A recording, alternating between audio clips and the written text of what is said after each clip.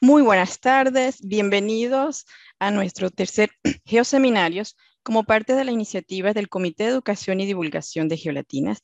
Hoy tendremos a una invitada muy especial que nos va a hablar de un tema de gran impacto en lo social y que tiene gran relevancia a todos los niveles sociales, a todos los niveles de educación, porque es un tema del cual debemos tener conocimiento y sobre todo aquí en México. Y es muy importante que tengan en consideración muchas preguntas porque se van mitificando, se van creando muchas ideas erradas sobre este tema. Hoy conversaremos sobre sismos, causas y efectos. Hoy contamos con la colaboración de las chicas de la APG del IPN que nos están apoyando en este geoseminario. Y tenemos la participación de la doctora Ciole Pérez Campos. Ella es doctora por la Universidad de Stanford, ha sido investigadora visitante en el Instituto Tecnológico de California y coordinadora del Servicio Sismológico Nacional de la UNAM. Ha recibido reconocimientos como estudiante y como profesionista, el más reciente por parte de la Escuela de Ciencias de la Tierra, Energía y Ciencias Ambientales de Stanford, por su carrera profesional como exalumna de dicha universidad. Ha tenido una amplia y activa participación en mesas directivas de sociedades profesionales, tanto nacionales como internacionales. Actualmente es investigadora del Instituto de Geofísica, profesora de la Facultad de Ingeniería y del posgrado en Ciencias de la Tierra de la UNAM.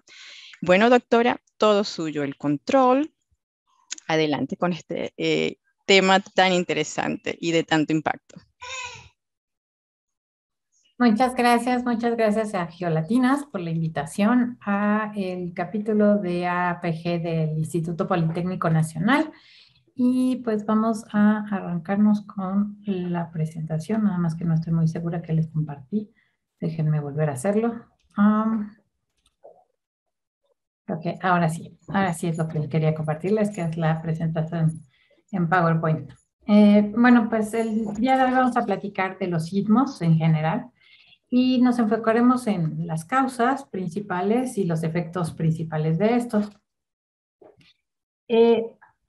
Los sismos, pues es un fenómeno que nos ha causado mucha curiosidad desde tiempos inmemoriales y se le han atribuido diferentes orígenes, algunos bastante interesantes, ¿no? Como, por ejemplo, esta leyenda en la India en la que decían que el origen de los sismos era porque la tierra estaba soportada en 4 elefantes y estos a su vez estaban montados sobre una tortuga. Entonces el movimiento de la tortuga hacía que los elefantes perdieran equilibrio y que eso hiciera que la Tierra se moviera y ese movimiento pues eran los sismos, no era otra cosa más que los... Perdonen, pero aquí vino una ladrona a robarme mis papeles. Mi perrita se anda robando papeles que no debe. Ya está, todo en orden. Luego, en otras partes del mundo, por ejemplo en Japón, pues ahí la leyenda es que el dios Tamatsu, que es este dios pez gato, pues se tenía que mantener tranquilo y de hecho los dioses lo mantenían tranquilo, pero pues a veces se despertaba y se alborotaba y entonces eso hacía que la tierra se sacudiera y eso generaba los sismos. En México, pues también tenemos nuestras propias leyendas del origen de los sismos. Esta me gusta mucho, es una leyenda oaxaqueña en la que dice que hay una gran serpiente adentro de la tierra y esta sale de vez en cuando a ver cómo nos estamos portando los humanos. Y pues como ve que no nos portamos muy bien, entonces se vuelve a meter hacia adentro de la tierra y sacude su cascabel y eso hace que la tierra se sacuda y que tiemble. Entonces, bueno, pues así como esta, seguramente en cada país y en cada región hay una historia o alguna leyenda que trata de explicar el origen de los sismos. Y ha habido muchísimas muy mitológicas y otras también, pues quizás igual de increíbles. Pero ¿qué es lo que realmente pasa en la Tierra? Nuestra Tierra está sometida a esfuerzos, nuestra Tierra no está quieta y ese movimiento que está experimentando hace que se tengan esfuerzos que están contraponiéndose uno a otro y por lo tanto en alguna región se están acumulando estos esfuerzos. A mí me gusta esto, hacer el símil, por ejemplo, con un lápiz.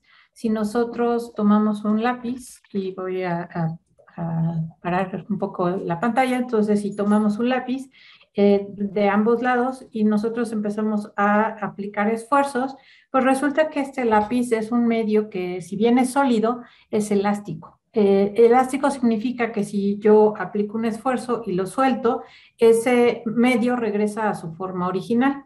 Entonces, si se dan cuenta, yo doblo el lápiz o aplico un esfuerzo al lápiz y el lápiz tiende a doblarse, pero si lo suelto, el lápiz regresa a su forma original. La Tierra también es un medio elástico, entonces está experimentando estos esfuerzos de manera continua, nada más que vamos a tener esas modulaciones de esfuerzos, a veces incrementándolos y a veces relajándolos, pero si nos mantenemos incrementando, incrementando, incrementando, pues eventualmente el material llega a un punto crítico que puede ser puede pasar mucha deformación y mucho antes de que finalmente llegó a ese momento crítico y se rompe. Y en la Tierra pasa pues básicamente lo mismo. Tenemos los esfuerzos que están actuando en la Tierra, ¿no? Sería esta imagen, y pues está acumulándose los esfuerzos y acumulándose los esfuerzos hasta que ya no aguanta más el material de la Tierra y entonces se rompe. Y en esa ruptura, yo no sé si ustedes alcanzaron a escuchar cuando se rompió mi lápiz, pues ustedes, o bueno, por lo menos yo aquí escuché el crack del rompimiento del lápiz. ¿Por qué? Porque en el momento en el que se rompe el lápiz, se libera esa energía que se estaba acumulando en el doblez del lápiz y esa energía viaja por el aire y llega hasta mis oídos y yo puedo escuchar que se rompió el lápiz. Lo mismo pasa en la Tierra. Al romperse el material, eso libera la energía que se estaba acumulando aquí y esa liberación de energía no es otra cosa más que las ondas sísmicas viajando por el interior de la Tierra y llegan hasta la superficie y nosotros sentimos cómo vibra el suelo en todas direcciones. Resulta que ese lugar en la Tierra pues tiene un nuevo estado y una nueva constitución y empieza o sigue moviéndose el asunto, sigue moviéndose la Tierra, las placas tectónicas y entonces esto se convierte en un ciclo porque va a volver a acumular esfuerzos y eventualmente esos esfuerzos van a llegar hasta un punto donde el material ya no los va a aguantar, se va a romper, liberar la energía, por lo tanto sentimos el temblor y así nuevamente. Y esto es lo que se conoce la teoría del rebote elástico en ella está basado lo que nosotros conocemos como el ciclo sísmico. El asunto es que no es tan sencillo como se ve aquí, porque hay muchísimos más factores involucrados en esta acumulación de esfuerzos que no es continua, no es homogénea, sino que, como decía, varía y a ratos aumenta y a ratos disminuye. Y también hay otros elementos, por ejemplo, tiene que haber una falla y esa falla es la que se va a deslizar, pero si en esa falla hay material que está hidratado o que está serpentinizado o que tiene ciertas características, pues esto se va a mover o se va a romper con características diferentes, así el material está seco o tiene otras propiedades. Entonces, ese punto donde se inicia el rompimiento del material es el que conocemos como hipocentro o foco. Y no es solo un punto, sino que en ese punto inicia y empieza a propagarse la ruptura. Es como cuando ustedes van a tener una hoja de papel, ¿no? Vamos a ver aquí, tienen una hoja de papel y en algún punto en esta hoja de papel va a iniciarse una fractura. Voy aquí a hacer un poquito de trampa, voy a hacerle un hoyito a mi hojita, ¿no? Y entonces déjenme quitar el fondo de pantalla para que lo puedan ver, porque si no se vicia un poquito la imagen. Entonces aquí tienen un puntito, lo voy a hacer más grande para que lo puedan ver mejor. Ahí está. Ahora sí. Aquí tienen el inicio de la ruptura y seguimos aplicando esfuerzo y entonces la ruptura se va a propagar. Y eso es lo que pasa en una falla. Inicia en un punto, pero la ruptura se propaga y en este caso, si vieron, prefirió propagarse en una línea que ya estaba preestablecida porque esta hoja ya estaba doblada. Y lo mismo pasa en el material en la Tierra. la falla va a crecer en la dirección en la que pues tenga más facilidad el material de seguir ese rompimiento que ha iniciado. Entonces, en realidad, muchas veces nosotros escuchamos solamente hablar del epicentro del sismo, que es en realidad la proyección del punto, la proyección en superficie del punto a profundidad donde inició esa ruptura. Y el inicio de esa ruptura se encuentra sobre este plano, que en realidad la falla es un plano, no es esta línea, sino que imaginen esta línea es realmente un plano, por la proyección de un plano que estaría aquí a profundidad. Y a partir de ese foco hipocentro y de esta falla es que se empiezan a irradiar las ondas sísmicas y que empiezan a avanzar por el interior de la Tierra, que llegan a la superficie y que se propagan tanto en el interior como en la superficie.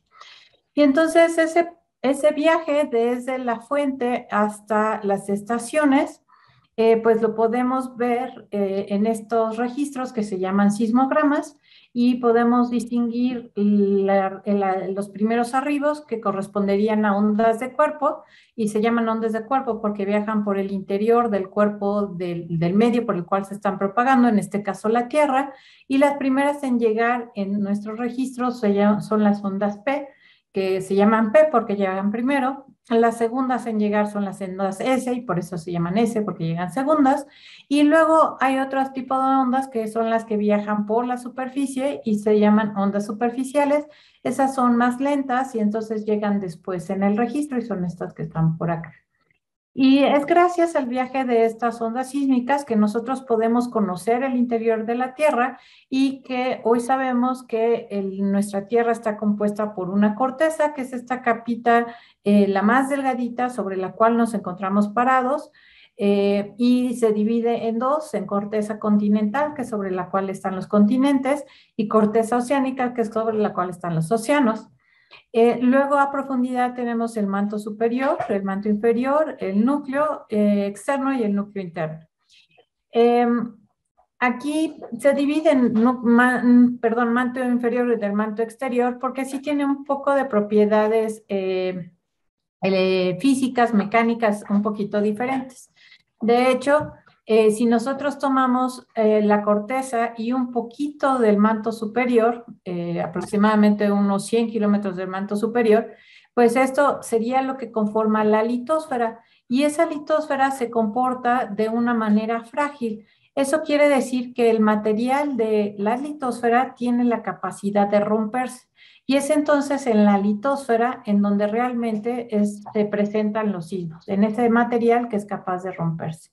¿Qué le pasa al manto por debajo de esos 100 metros que dijimos? Kilómetros que dijimos, pues tenemos, el manto ya no se llama litosfera, se llama astenosfera, y ese manto ya no se comporta de manera frágil, sino que se comporta de manera dúctil, y entonces ya no tiene la capacidad de romperse, sino que ante los esfuerzos va a responder con un flujo y no con un rompimiento. Entonces, todo esto del interior de la Tierra lo podemos conocer gracias a las ondas sísmicas provocadas por los grandes temblores. Ahora, ese movimiento que decíamos de la astenosfera, pues se da porque en el interior de la Tierra, pues está todavía liberando calor y ese calor hace que haya unas corrientes convectivas en el manto y que ese manto esté fluyendo de tal manera que el manto frío baja en algún punto en la Tierra y en otro punto sube. Y donde sube, pues tenemos las dorsales oceánicas, también tenemos puntos calientes. Y hay otras zonas donde la astenosfera baja, pero baja, no baja sola, sino baja con la litosfera que viene arrastrando. Y esa litosfera que baja, pues es una placa en subducción. Y entonces tenemos nuestras corrientes convectivas. Y aquí es materia de investigación si estas corrientes convectivas son a toda la altura del manto, o bien si hay dos celdas de convección, una para el manto superior y otra para el manto inferior. Ahora, este movimiento que producen la astenosfera decía yo que sobre la astenosfera está descansando la litosfera, que en realidad son las placas tectónicas, y entonces ese movimiento de la astenosfera jala a la litosfera y hace que se muevan. Y eso es lo que produce, son todos estos puntitos que se ven en este mapa, que corresponden a sismos que han ocurrido en el mundo. Y entonces se podría hacer este juego de niños, yo creo que ustedes también, pero a mí me gustaba mucho jugar a conectar los puntitos y se realzaba algún dibujo, ¿no? O alguna ilustración bonita. Y en este caso, pues la ilustración bonita que se resalta son las placas tectónicas. Entonces nosotros podemos unir estos puntitos aquí y lo que tendríamos sería la placa de Cocos. Y si unimos estos puntitos de acá, pues lo que tendríamos sería la placa de Nazca, y estos puntitos por acá chiquitos, pues sería la placa de Rivera. Y pues todo esto por acá, pues es la placa de Pacífico en el centro. Y entonces, pues esta sería como el haber unido todos esos puntitos, y tenemos aquí nuestro mapa de esos bloques de litosfera que son las placas tectónicas. Y resulta que esa interacción entre las placas tectónicas es lo que produce principalmente los sismos, y sobre todo los sismos más grandes, ¿no? Por ejemplo, este sismo de 1906 que ocurrió aquí en San Francisco, California, en Estados Unidos, que tuvo una magnitud de 7.8 y que se debió al contacto y la interacción entre la placa de Pacífico y la placa de Norteamérica. Para nosotros en México uno muy significativo es el de 1985 en las costas de Michoacán, que se debió al contacto entre placa de Cocos y placa de Norteamérica. El sismo más grande del cual se tiene registro, que ocurrió en 1970 en Valdivia, Chile, por acá, tuvo una magnitud de 9.5 y se debió a la interacción entre placa de Nazca y placa de Sudamérica. Otro reciente, pero y también bastante significativo, es el de Tohoku, Japón, 2011, que se dio por acá, magnitud 9, y este también es la interacción entre placa de Pacífico y placa de Norteamérica. Entonces, me voy a enfocar a México porque finalmente, pues aquí es donde yo vivo y donde me toca estudiar a los sismos. Pero pues esto es extrapolable a otras partes en el mundo, claro, con las placas correspondientes y con las particularidades correspondientes. Entonces, en México nosotros estamos en el contexto de 5 placas tectónicas: Norteamérica, la más grande, sobre la cual se encuentra prácticamente el 90% del territorio nacional; Pacífico, que es sobre la cual se encuentra la península de Baja California; Caribe, que ahí le toca a Centroamérica sobre todo, pero un pedacito del sur de Chiapas; y estas 2 placas, Rivera y Cocos, que están aquí en las costas del Pacífico mexicano. Entonces, resulta que en nuestro territorio tenemos todos los movimientos relativos posibles entre placas. Por ejemplo, entre Pacífico y Rivera, Cocos y Pacífico, tenemos un movimiento divergente, es decir, las placas se están separando una con respecto a otra, o moviendo en dirección contraria una con respecto a otra, y en ese lugar en el cual se están separando, realmente lo que está sucediendo es que está subiendo ese material caliente y está formando nuevo piso oceánico, y ese nuevo piso oceánico empuja al viejo en direcciones opuestas y se va formando así la nueva corteza oceánica. Luego, entre la placa de Caribe y Norteamérica y la placa de Pacífico y Norteamérica, lo que tenemos es un movimiento transcurrente o transformante, y es un movimiento lateral. Es decir, una de las placas se mueve en una dirección lateral con respecto a otra. Por ejemplo, en este caso de Pacífico y Norteamérica, pues Pacífico se está moviendo hacia el noroeste y Norteamérica se está moviendo al este, al sureste. Y entonces todos en México hemos escuchado que la península de Baja California se va a separar, ¿no?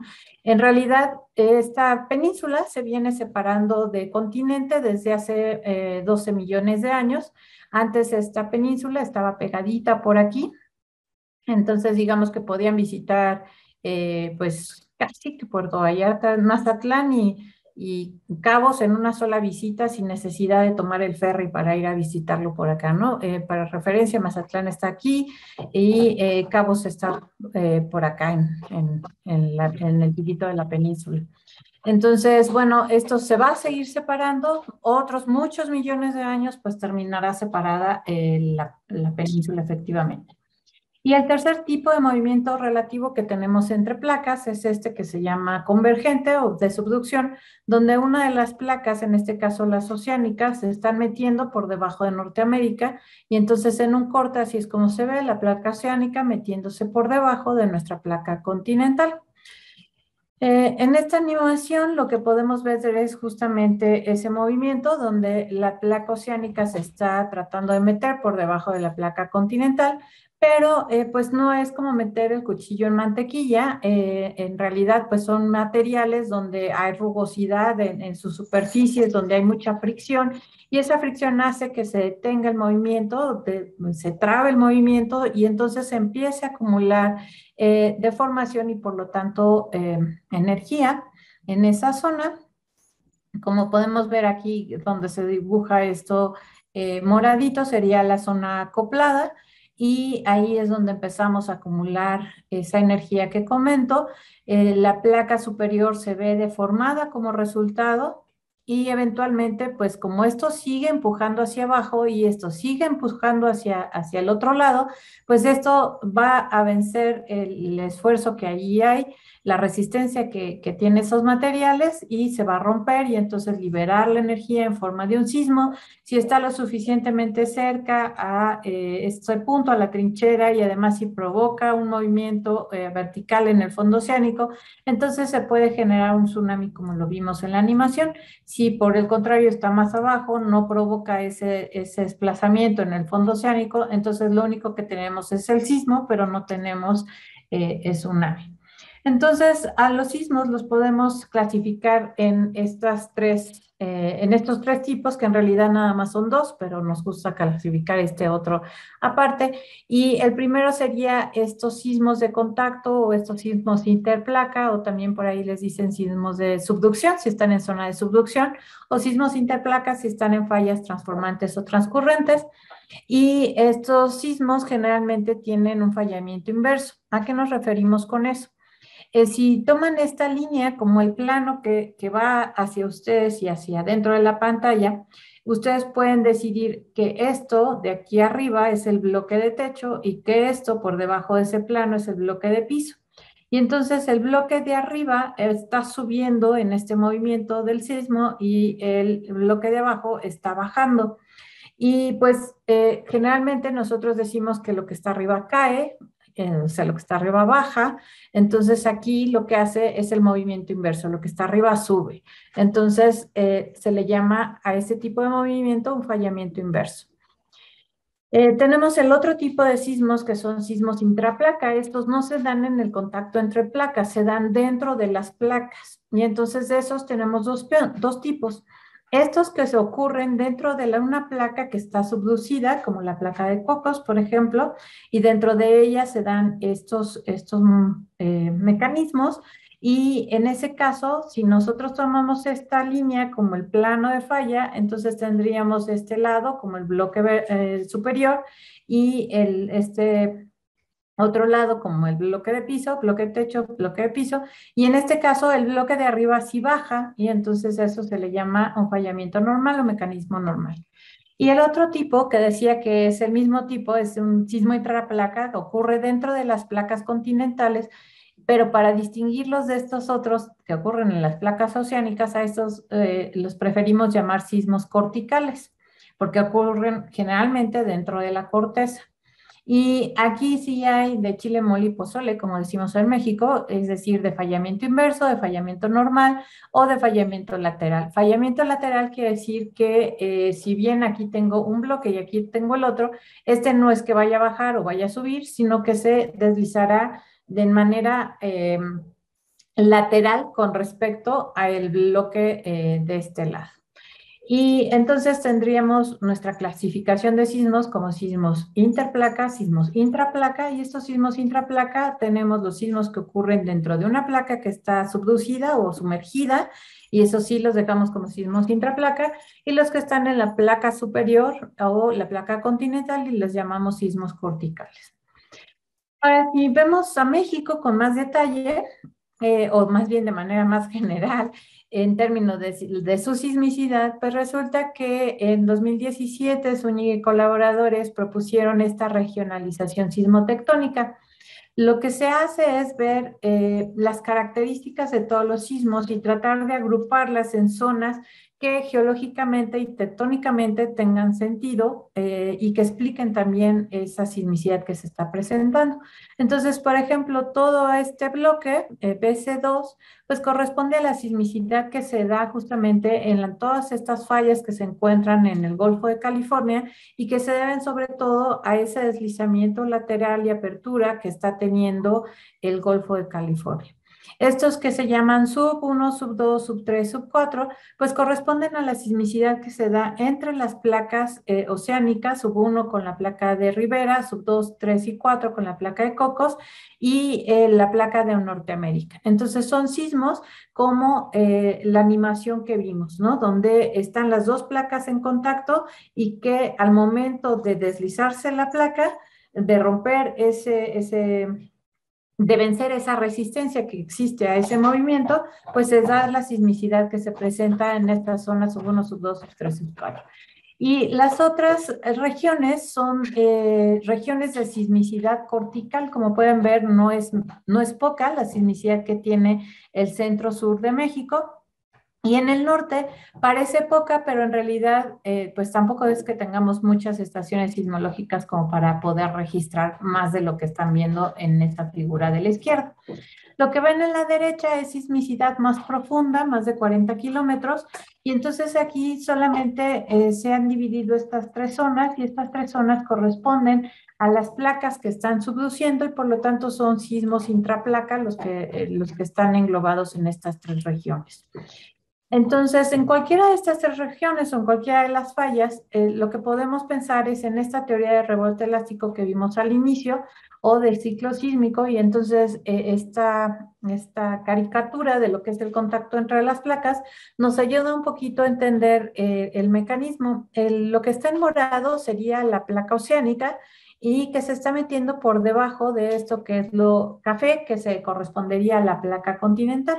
Entonces, imaginen esta cosa, este bloque morado tratando de meterse por debajo de este bloque café. Y al bloque café agarramos y le quitamos un pedazo para poder ver cómo está la superficie de ese bloque morado. Y entonces los diferentes colores que ustedes ven es las diferentes zonas en la superficie del bloque morado, que sería la placa que se está metiendo, y el color me está diciendo cómo se comporta esa zona.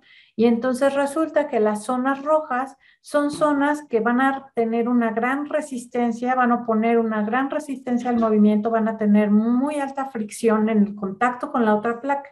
Y entonces son zonas que van a acumular mucha energía y que eventualmente cuando se rompan, pues van a corresponder a esos sismos grandes magnitudes, a quizás 6.5, 7, 8, 9, ¿no? Depende del tamaño de este parche rojo. Yo creo que aquí no estamos viendo ningún 9 porque no cabría en nuestra diapositiva. Luego, los grisecitos que se ven por ahí pequeñitos, pues son zonas donde también se queda ahí atoradita la placa y que oponen cierta resistencia, pero son zonas pequeñitas. No sé si me están escuchando bien, de pronto vi que se trabó un poquito mi video, espero que ahorita me estén escuchando mejor. Entonces estaba yo diciendo que estas zonas grisecitas son como zonas pequeñas que también oponen resistencia y corresponden más bien a sismos pequeños, sismos magnitud 4, 3, 2, 1, muy pequeños. La parte rosa es zona donde la placa no se va así sin ver, se va cual cuchillo en mantequilla. La zona verde pues se reacomoda también solita, no pone mucha resistencia, pero va a tener que reacomodarse conforme se dé el rompimiento en estos parches rojos. Y esta otra parte azul es una zona que pues sí opone resistencia y que cuando se rompe lo hace de una manera muy lenta. Y al hacerlo de una manera lenta, los rojos son súbito cuando se rompe, el azul es una manera lenta y al hacerla lenta produce una deformación importante en el suelo oceánico y produce tsunamis más grandes de lo esperado. Y entonces por eso se llaman eh, eh, sismos tsunamis, ¿no? Porque pueden producir tsunamis más grandes de lo esperado. Entonces, como pueden imaginar, el contacto entre las dos placas no son estos contactos lisos que simplemente se van en un sismo, sino que son materiales bastante complejos, con contactos bastante complejos, con fricciones difíciles de cuantificar a veces, pero sí se cuantifican. Y pues, ¿cuál de estos parches es el siguiente que se va a romper? Y si se va a romper todo o nada más porción de eso, es lo que hace casi imposible predecir un sismo. Bueno, vámonos con qué pasa con la sismicidad que observamos, ¿no? Si tomáramos el catálogo del Servicio Sismológico Nacional de México, en 2015 veríamos que su catálogo reportó casi 11,000 sismos, que en 2016 reportó casi 15,500 sismos, que en 2017 fueron 26,400 y tantos sismos, que para 2018 fueron 30,300 y pico, para 2019 26,418 y para 2020, aquí creo que me salté, este debe ser 20, porque fue el 23 de junio de 2020 el sismo, se reportaron 30,100 sismos, ¿no? Entonces me dirían, oye, ¿qué pasa? Parece que está temblando más en el tiempo. Pues hemos prácticamente triplicado el número de sismos que se reportan en el Servicio Sismológico Nacional, ¿no? Pasamos de 10,000, 11,000 sismos a 30,000 sismos. Bueno, en realidad son muchos factores los que hacen que aumente la sismicidad reportada en un catálogo. Y esto puede ir desde el aumento de estaciones, ¿no? Por ejemplo, aquí en esta gráfica lo que vemos es el número de sismos reportados, está en una escala logarítmica, porque si no, no me cabría y no podría comparar las diferentes magnitudes, rangos de magnitud. Y en el eje horizontal vemos los años desde 1990 hasta el año 2020. Y entonces, si tomamos la línea gris, es el número de sismos totales reportados en el catálogo y vemos efectivamente cómo va aumentando año con año, ¿no? De manera, primero muy suavecita hasta aquí y luego ya más abrupta, ¿no? Y esto no tiene nada que ver con el cambio climático. Lo que tiene que ver es con que en el año 2006 se logró un proyecto que se llamó Red Sísmica Mexicana y a partir de ese proyecto se instalaron más estaciones en el país y se empezó una colaboración más estrecha con varias redes de monitoreo nacionales y ahora también internacionales, y entonces empiezan a recibir más datos en el centro de monitoreo y por lo tanto se pueden ver sismos más pequeños. ¿Y cómo nos podemos dar cuenta de eso? Si ustedes ven esta línea azul oscuro, las bolitas azul oscuro, pues prácticamente se mantiene constante. Si ustedes ven la gris, ¿no? También prácticamente se mantiene constante. Esta rojita también casi se mantiene constante. Y esas tres curvas que les acabo de enseñar son para sismos de magnitud de 5 a 5,9 la azul, de 6 a 6,9 la roja y la gris de 7 a 7,9. Entonces, realmente para sismos grandes, pues no ha habido ninguna variación en el tiempo. Donde sí vemos variación es en esta verde, ¿no? Vemos cómo aumenta. En esta otra azul oscuro, muy poquito, pero sí vemos algunos aumentos. Y por último, en esta azul clarito. Y si vemos los rangos de magnitudes de esas curvas, pues son estos menores de 5. En algunas regiones del país, pues no teníamos ni una sola estación y no se podía medir un sismo de magnitud 4,5, por ejemplo, aunque parezca increíble, pero no se podía. Hoy todavía en el país existen regiones, al menos una región, en donde no se puede detectar un sismo de magnitud 4. Entonces, el día que se ponga ahí y si hay sismicidad de 4 por allá, pues empezará a pintar en el catálogo y esto empezará a subir. Pero la más impresionante, pues, es esta línea verde, que es el rango de 3 a 3,9, donde nos queda más claro cómo mejoró la cobertura y nos permitió ver esos eventos pequeños. Y luego, aquí en 2017, pues este aumento que se observa en los sismos de magnitud de 5, pues en realidad es por las réplicas del sismo del 8 de septiembre en horario GMT, 7 de septiembre horario local, que tuvo una magnitud de 8.2 y que produjo una cantidad impresionante de réplicas. También este otro de la sismicidad que veíamos pequeñitas, de sismos entre 0 y 2.9, pues corresponde sobre todo a la zona del Valle de México, la zona donde se encuentra la Ciudad de México, donde si vemos esta variación empieza en el año 2011 y eso es porque en el año 2010 se empieza a instalar más estaciones en la región y eso hace que se convierta en una red muy densa y que permita este aumento entre 2011 y 2013, porque se pueden ver mucho más sismos, y a partir de 2013 pues empieza a estar más estable porque ya no se instalaron más estaciones en la región. Ahora, yo estoy hablando de sismos, pero también se puede hablar de temblores o de terremotos y resulta que los tres vocablos son exactamente lo mismo, se refieren a lo mismo. A lo mejor en México hacemos la distinción de manera coloquial de terremoto para decir algo muy fuerte, pero si ustedes platican con alguien de España, pues un terremoto de 3, de magnitud 3 es perfectamente normal porque en realidad los tres vocablos, sismo, temblor, terremoto, significan lo mismo. Ahora hay otros términos que es importante conocer, como es el premonitor, que significa un sismo previo al sismo principal y que pues está relacionado de una manera con ese sismo principal. Y luego la réplica, que son sismos que ocurren después del sismo principal, que tienen magnitudes menores del sismo principal y ocurren en la misma región del sismo principal. Y luego hay estos dos que de pronto se escuchan por ahí, que son secuencia y enjambre. Entonces, para tratar de explicar todos estos, tomé algunos ejemplos de México.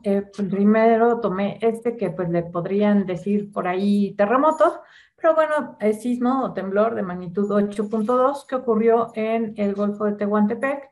Y este sismo se presentó en la placa de Cocos. Es un sismo intraplaca. Y aquí en la figura de abajo, lo que podemos ver es el número de sismos reportados en esa región los días antes. Si ven el promedio de sismos reportados antes de ese sismo principal era de 47 sismos al día. Viene el sismo principal y todas sus réplicas y el día 7 de septiembre pues se reportaron más de 350, más de 360, bueno, sismos en total, ¿no? Y vemos cómo el número de sismos empieza a decaer con el tiempo y esto es muy normal, así se comportan los sismos, es decir, tienen el sismo principal y tienen una caída logarítmica con respecto al tiempo en sus réplicas.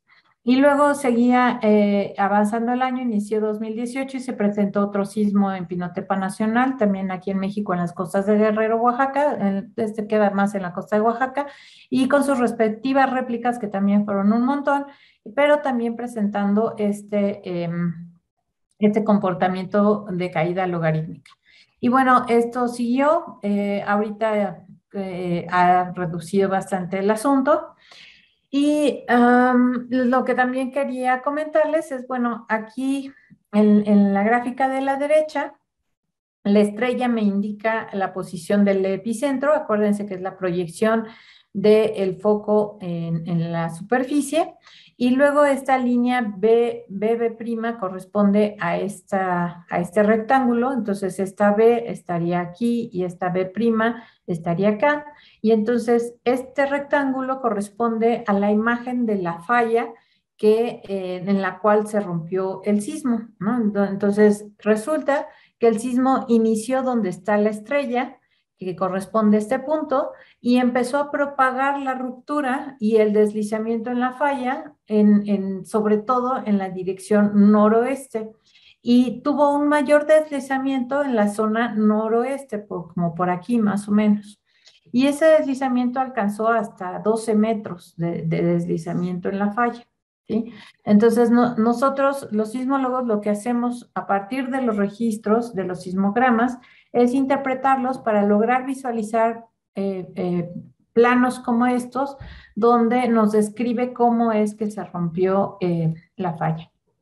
Entonces, decía el sismo de ese 7 de septiembre fue un sismo intraplaca. Aquí tenemos la placa de Cocos metiéndose, aquí está la ubicación del foco y todos esos rojitos corresponden a réplicas, es decir, sismos posteriores al sismo principal.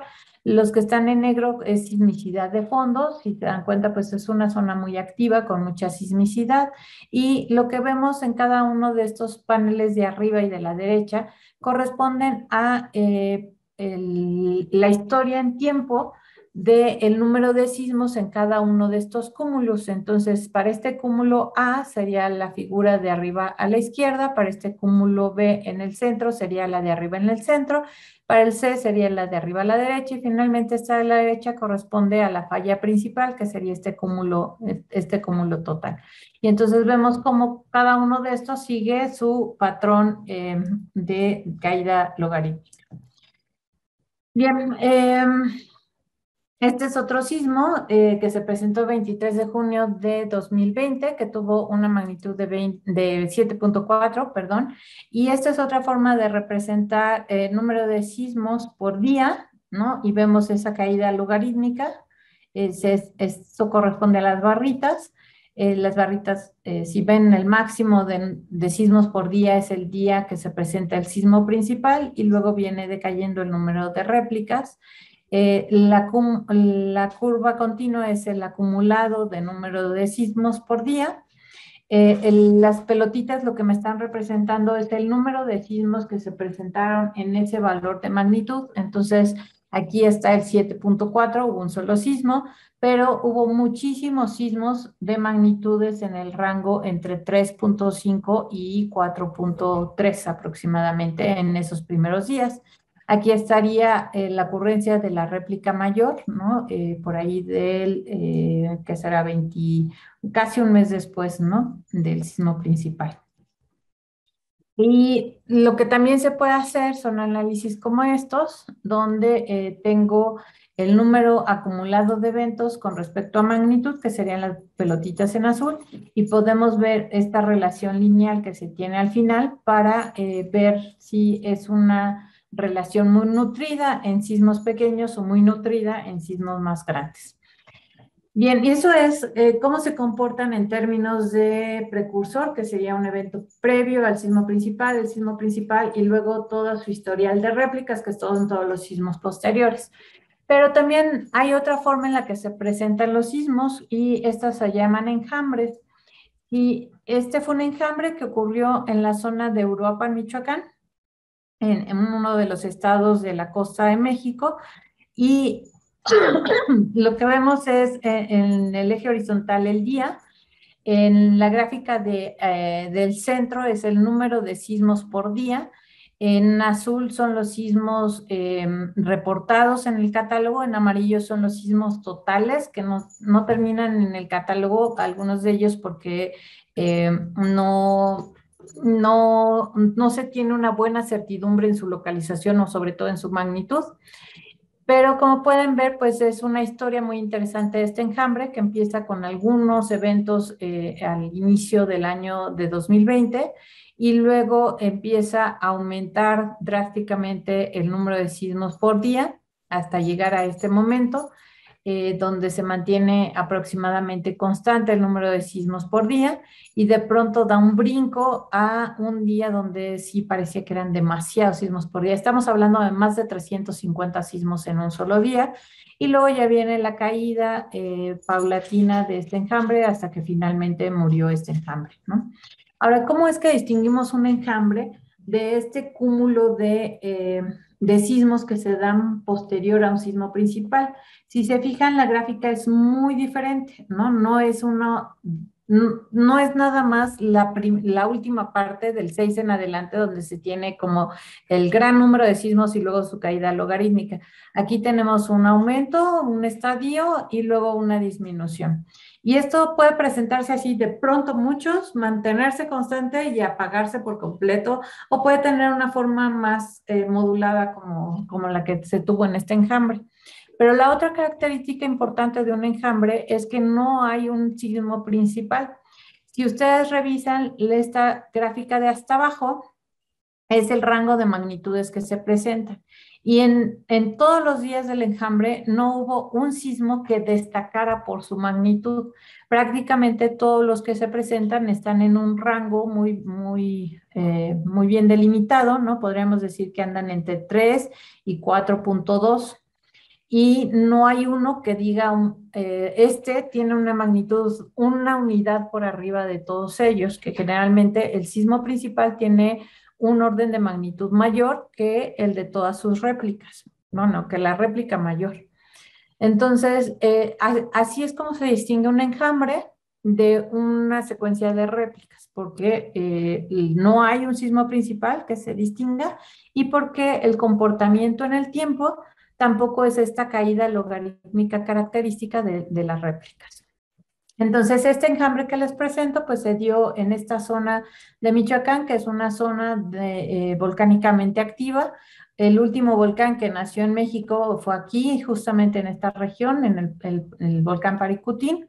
Y pues se cree que esta secuencia o este enjambre estaba posiblemente relacionada con movimiento de magma, pero profundo, y pues no se espera una erupción inminente, no se espera un volcán joven pronto, pero pues sí pone en evidencia que está activa la zona en términos de magma. Y de hecho esta misma región se volvió a reactivar este año, lo que les presenté o lo del que están viendo a la izquierda es de 2020, y en mayo y junio de 2021 otra vez se presentó un enjambre mucho más pequeño que el de 2020, quizás no se llegaron ni a los 1000 sismos reportados, pero pues vuelve a insistir en que sí hay material ahí en movimiento, ¿no?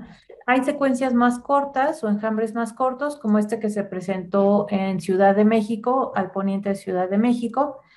En el 2019 fueron un total de 24 sismos registrados que tuvieron magnitudes entre 1.5 y 1.3, perdón, y 3. En realidad no hay uno que destaque, casi todos andan por ese rango y está relacionado con las fallas que hay dentro de Ciudad de México.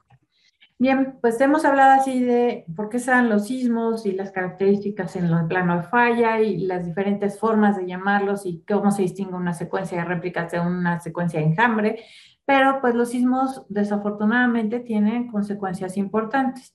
Una de ellas pues es obviamente pues la devastación que puede presentarse en las ciudades. Los que vemos ahí son imágenes del sismo de 1985 de Michoacán, el de la izquierda, y de 2017 en Puebla, Morelos, en la derecha, ¿no? Son como imágenes icónicas de la Ciudad de México, en donde se tuvo la mayor destrucción a consecuencia de estos dos sismos.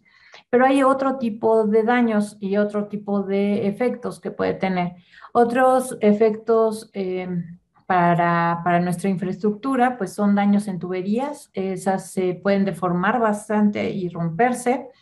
Daños a patrimonio histórico, las iglesias y muchísimas otras cosas que son consideradas como monumentos históricos o patrimonio histórico se ven dañadas, las construcciones no fueron hechas sismorresistentes, entonces es muy común que sufran daños. Pero también hay otro tipo de efectos que no tienen nada que ver con las construcciones ni con el ser humano. Por ejemplo, este sismo del mayor capa en Baja California, cerca de la frontera México-Estados Unidos, pues causó esto en superficie, donde se ve claramente la ruptura de la falla del sismo. También se puede dar licuefacción. en suelos saturados. Esto también fue consecuencia del sismo del Mayor Cucapá. Y bueno, esto es importante, si se dan cuenta, se trata de un plantío y bueno, al verse esta licuefacción, pues ya de esta zona de sembradío, pues ya fue, ¿no? También se pueden dar deslizamientos de tierra, como el de Jalapa, del sismo de Jalapa en 1920, vino el sismo y se provoca una avalancha de lodo. Y esto dejó sedimentos pues tremendos y produjo la muerte de 650 personas. De hecho, es uno de los desastres por sismo más importantes de nuestro país. Recientemente en la frontera de India con Nepal también hubo un deslizamiento muy importante a consecuencia de un sismo y este deslizamiento produjo la muerte de 250 personas aproximadamente en dos plantas hidroeléctricas río abajo de donde se presentó este deslave. Ahora, no solo puede haber estos efectos al medio y a la infraestructura humana, sino que también se cree que tienen otros efectos sociales, económicos, de salud mental y podemos pensar en muchos otros más, ¿no? Por ejemplo, el sismo de 1985 se cree que es una eh, de las piezas fundamentales o del origen para que se diera la alternancia de poder en México, ¿no? Que hubiera un cambio de partido. Quizás tenga esto que ver con el enojo que hubo en la sociedad por la falta de respuesta del gobierno. Y entonces también unió y hubo todo este movimiento de solidaridad y de hermandad en ese momento que hace que resurja un movimiento social que finalmente se traduce por un lado, en el asunto del cambio de gobierno, de partido en el gobierno, pero también por el otro lado, pues empiezan a surgir otras cosas como Protección Civil, nace a raíz del sismo de 1985, al menos en México. Em, de hecho, un año después es que se funda, ¿no? El Sistema Nacional de Protección Civil y con esto empieza a cambiar, pues, cómo se atienden a estos fenómenos naturales que provocan los desastres en nuestras ciudades. Y bueno, pues cerrar nada más con esto para recordarlo, los sismos y sus réplicas, pues hay un sismo principal, la réplica más grande es más pequeña que el sismo principal por una unidad de magnitud. Las réplicas van a ocurrir en esa misma zona de ruptura, su número va a decaer con el tiempo, ese decaimiento es logarítmico. En las secuencias de enjambres no hay un sismo principal, el sismo más grande no difiere tanto en magnitud, pueden durar unas horas estos enjambres, pueden durar unos días o como el que les presenté de Michoacán, que sí duró meses. En nuestro país, en México, este tipo de sismicidad en enjambre es muy común, sobre todo en el centro norte del país. Las causas de estos enjambres pueden ser muy múltiples, por ejemplo, lo que les presenté para Michoacán, que tiene un origen más volcánico, mientras que en Ciudad de México tiene un origen geológico, de falla geológica, pues. Y lo otro es que pues algunos de estos solo es posible detectarlos si tenemos estaciones cerca, si no, pues no podemos hacer nada más. Y pues con esto los dejo para dar pie y oportunidad a que pregunten un poquito. Excelente presentación, doctora. Realmente muy interesante el tema. Es más, considero para el próximo año, según su tiempo se lo permita, podamos planificar quizás 2 veces al año. De carácter informativo es muy interesante y para ir creando un poquito esa cultura de irse preparando y también de debatir un poco sobre los mitos y comentarios que se van creando y la realidad de lo que hay detrás de todo esto, de un sismo, un terremoto o el miedo que se le tiene más a la palabra que el término, pues realmente significa lo mismo. Por aquí las chicas de la IPG nos van a apoyar si tenemos algunas preguntas.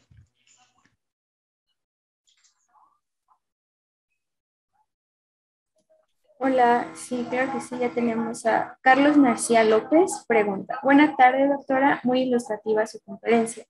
Gracias. Mi duda va en relación a su comentario acerca de los dos modelos de convección en el manto terrestre que mencionó. Básicamente, si existe alguna evidencia en los modelos de plumas del manto que valide mejor uno que otro.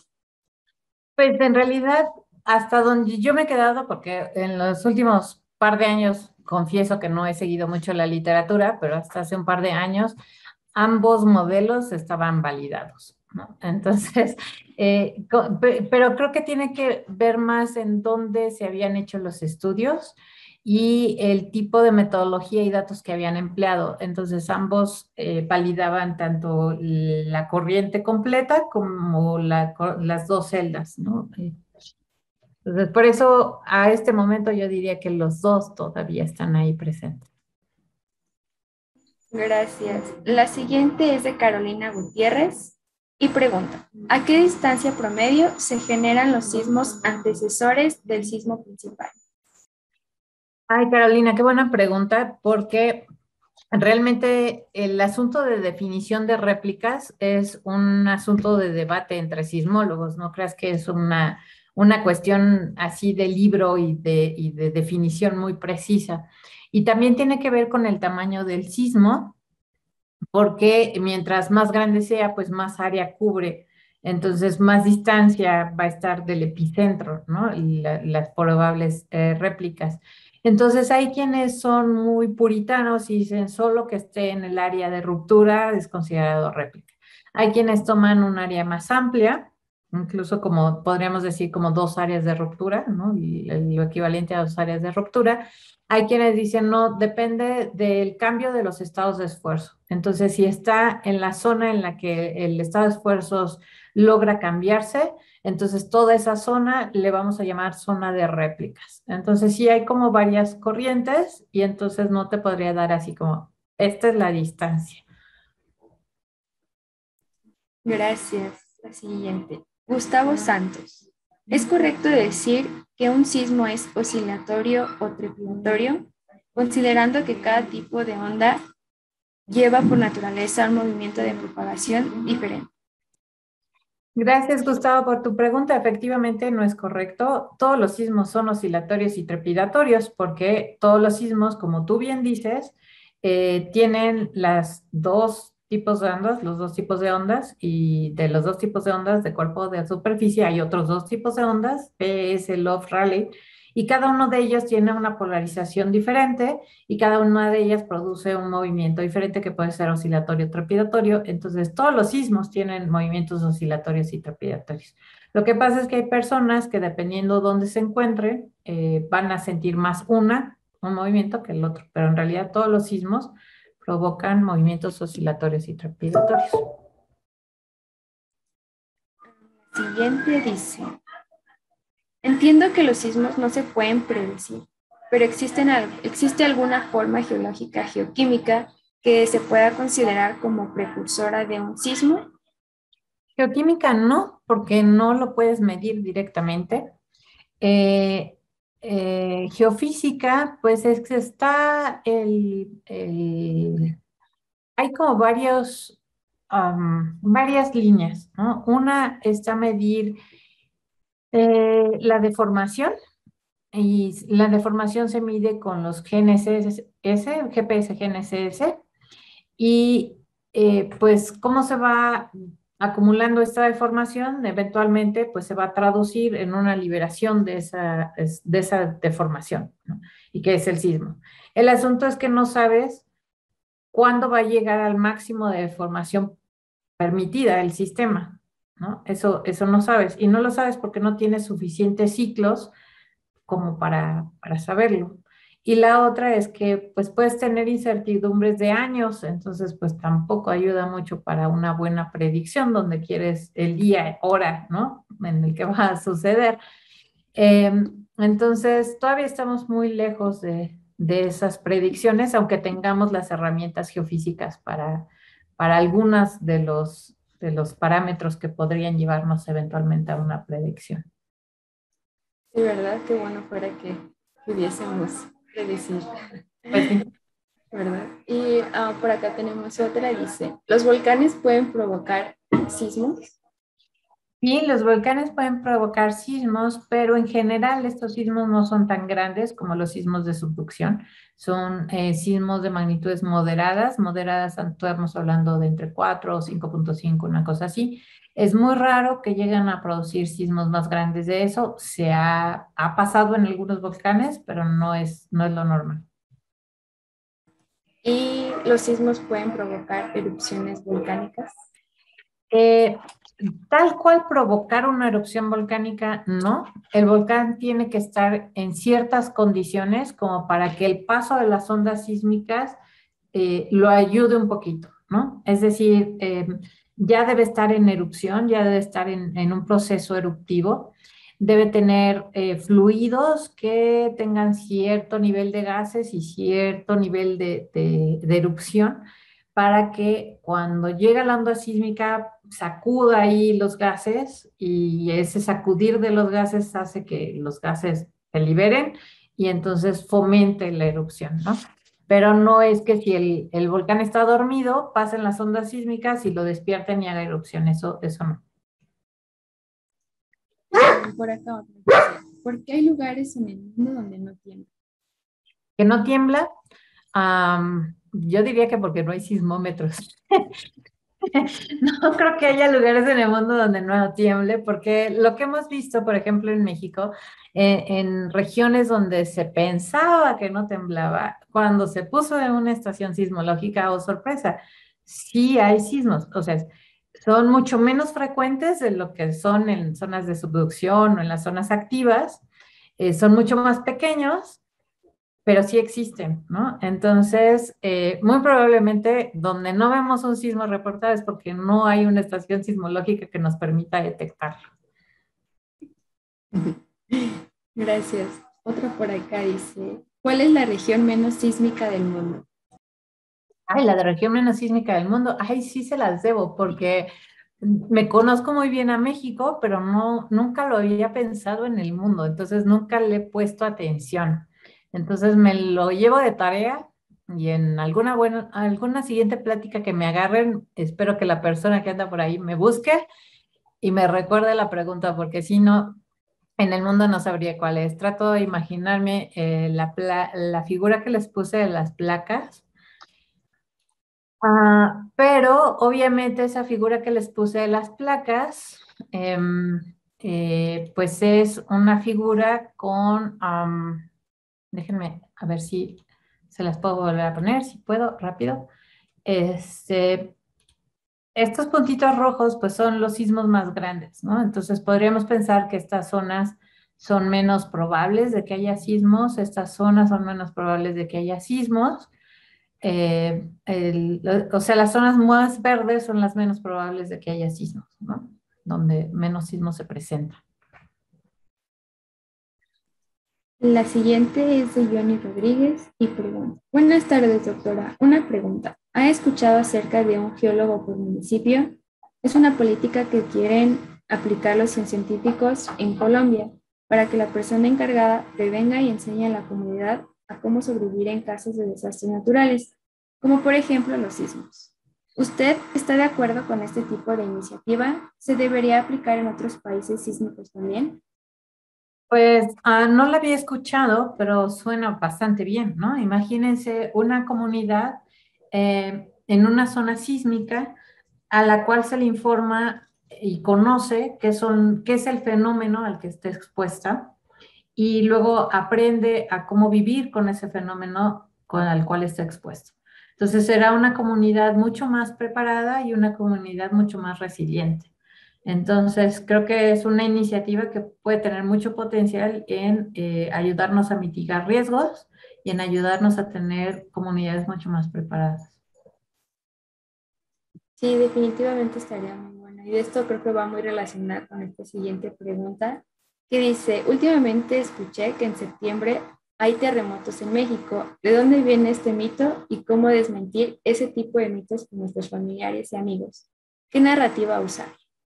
Claro, pues bueno, el mito viene porque tuvimos dos sismos importantes en septiembre de 2017 y de pronto el clásico meme, ¿no? Que dicen, oh, no, ya viene septiembre y los sismólogos así de, no, no va a temblar.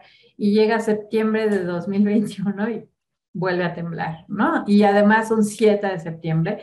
Y en México también nos tembló otro 19 de septiembre de 1985. Y los sismólogos deciden, oh, no, ya se quedó el mito de que septiembre es mes de los sismos, ¿no? Pero no, en realidad tiembla todo el año. Y voy a volver a quitar el reconocimiento porque como pensé que podían preguntar esto, fui y tomé un material que es elaborado por Manuel Velázquez y presentado en el grupo de Planeteando, en el blog de Planeteando. Ahí tiene esta entrada sobre si los sismos ocurren preferentemente en septiembre. Entonces, tomó el catálogo del Servicio Sismológico Mexicano y este catálogo es completo desde el primer año del catálogo, que es 1900 hasta 2021, para magnitudes 6.5 para arriba. Abajo de esa magnitud, el catálogo antes de 1974, si no me equivoco, no es completo. ¿Sí? No, el que un catálogo no sea completo quiere decir que le van a faltar muchos sismos de otras magnitudes, pero al menos de esas magnitudes para arriba, sí tiene todos los sismos que hayan existido en ese periodo. Y entonces toma esos sismos que además no solo el catálogo es completo, sino que al ser sismos de magnitud 6.5 para arriba, pues pueden sentirse fuerte e inclusive pueden tener algún efecto sobre infraestructura. Y luego además hace un filtro y dice, bueno, este es un mito que nace porque ha impactado, son sismos que han impactado a Ciudad de México, ¿no? No a cualquier lado en México, sino a Ciudad de México. Entonces toma Ciudad de México y dice, bueno, vamos a poner sismos bastante lejitos porque estos ya realmente no van a provocar daño, pero sí se van a sentir. Y entonces filtra a estas distancias. Y entonces por eso es que ya no aparecen los del norte del país, que también hay. Y analiza en qué mes del año se presentaron. Entonces, primero, si lo vemos en tiempo, pues vemos que no hay mucha variación en el tiempo, ¿no? Que más o menos ha sido uniforme la distribución de estos sismos de magnitud de 6.5 para arriba. Y si lo analiza en el tiempo, pues aquí, si analiza todos estos, ve que en septiembre, pues sí hay, que son 18 sismos, en todo este periodo de 1900 a 2021, pero que no es el mes con más sismos en el año, que en todo caso diciembre, junio, pues tienen 19 sismos, ¿no? Que han tenido esas características de magnitud de 6.5 para arriba y han sido quizás no sentidos fuerte, quizás no causado daños en México, pero finalmente pues sí han sido lo suficientemente grandes para quedar en este catálogo, ¿no? Y septiembre se compara con abril y enero. Entonces, realmente lo que pasa es que los sismos están distribuidos de manera uniforme en el tiempo. El asunto es que nuestro catálogo es bien cortito y nuestra memoria es todavía más corta. O sea, ustedes, por supuesto, yo te veo, Miriam, y pues por supuesto que no sentiste el sismo de 1985, ¿verdad? Entonces, ¿de dónde sale este mito de septiembre si para mí solo ha temblado en México en septiembre 2 veces, ¿no? Entonces, el asunto es, nuestra memoria es corta y solo se acuerda de lo que nos impactó, y lo que nos impactó han sido estos sismos de septiembre, y entonces es lo que nos acordamos. Pero en el reciente hubo un sismo en 2002 y otro sismo en 2018. Ambos ocurrieron el 18 de abril, uno de 2002 y otro de 2014, perdón. Entonces, coincidencias en día, las hay muy frecuentemente. Coincidencias en mes, pues no se diga, ¿no? La probabilidad es más grande.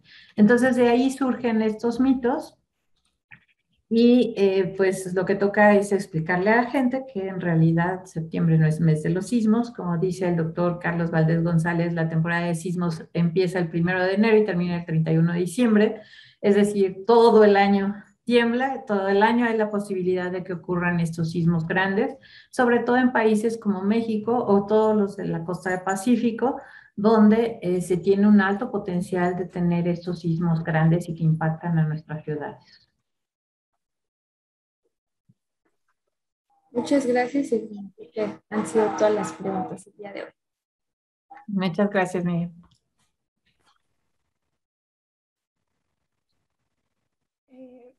Quiero hacer un comentario en función de lo que la doctora mencionaba de los mitos. Yo tengo pocos años viviendo acá en el norte y ella mencionó algo muy interesante. Hay pocas unidades acá para monitorear. Y desde que estoy viviendo acá siempre dicen, aquí no tiembla. El lugar más estable de México es aquí. Y yo, mira, qué interesante. Pero tengo un alumno que es geólogo muy curioso y él trae una idea de que debajo de acá de Coahuila pasa unas fallas y un sistema estructural. Entonces está ese tema bien interesante. Y digo, bueno, es posible. Si no hay suficientes estaciones de monitoreo, ¿quién tiene la certeza de lo que realmente está sucediendo? Exacto, de hecho sí hay evidencia de un sismo de magnitud más grande de 6 al sur de Saltillo, ¿no? Ahí en Coahuila. Entonces, sí, eso de que allá no tiembla, pues no, sí tiembla, ¿no? Menos frecuente, magnitudes menores, pero sí hay sismicidad. Muchísimas gracias. Claro que sí, con muchísimo gusto. Fue un placer estar con ustedes esta tarde y espero verlas pronto. Bueno, con esto despedimos este interesante geoseminario. Mantenemos la invitación abierta, doctora, para el próximo año si podemos coordinar, quizás yo creo que 2 charlas bien. El tema es muy interesante y usted hubiese visto la aceptación que tuvo en Facebook y le comento a todas las personas que nos están viendo, este video luego lo vamos a colocar en nuestro canal de YouTube. De repente es mucho más fácil ubicarlo posteriormente. Hay muchas láminas súper interesantes que yo sé que muchos alumnos la van a necesitar para futuras tareas, así que por allí pueden apoyarse del material. Los invito a seguir nuestras redes de Geolatinas en Instagram, Facebook, YouTube.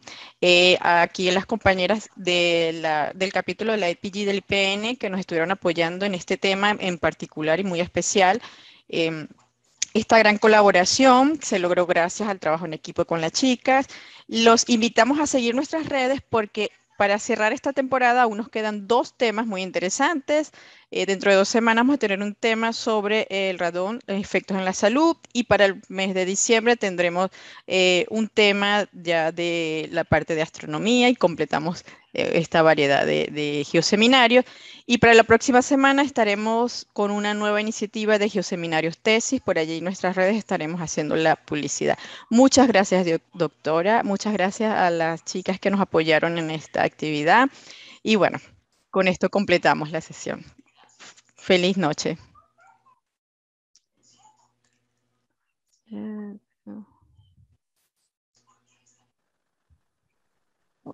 se va.